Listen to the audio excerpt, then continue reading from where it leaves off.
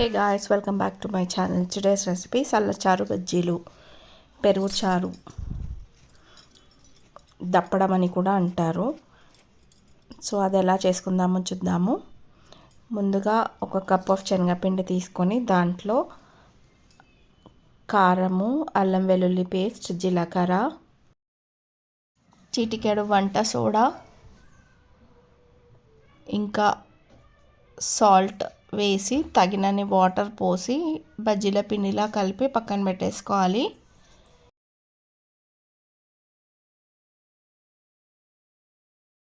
మనము కోర్స్గా పచ్చికారం చేసుకుందాము. ఇక్కడ నేను జీలకర్ర, పచ్చిమిర్చి, కొంచెం సాల్ట్ వేసి కచ్చాపచ్చగా దంచుకొనేసి పక్కన పెట్టేసుకొని ఒక గిన్నె తీసుకొని దాంట్లో మీకు తగినంత పెరుగు వేయండి. ఇక్కడ నేను 1/2 లీటర్ కంటే కొంచెం తక్కువ పెరుగు వేసుకున్నాను. అది వేసుకొని మంచిగా దాన్ని ఉండలేకుండా చేసుకొని దాంట్లో అల్లం వెల్లుల్లి పేస్ట్,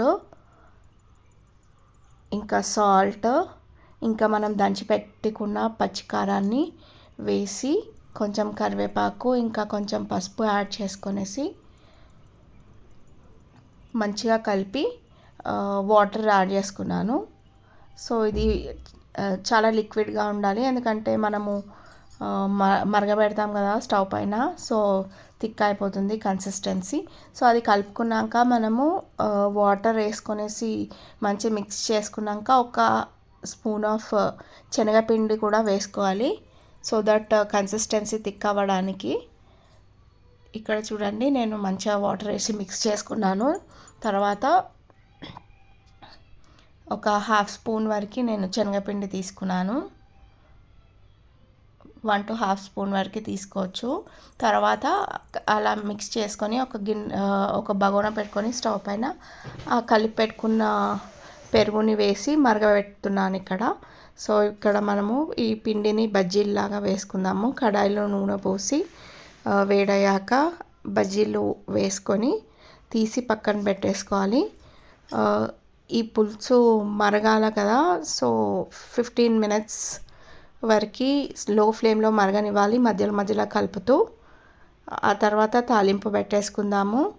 బజ్జీలు వేయించిన కడాయిలోనే నూనె అంతా తీసేసి పోపు వేసుకున్నాను ఇక్కడ నేను.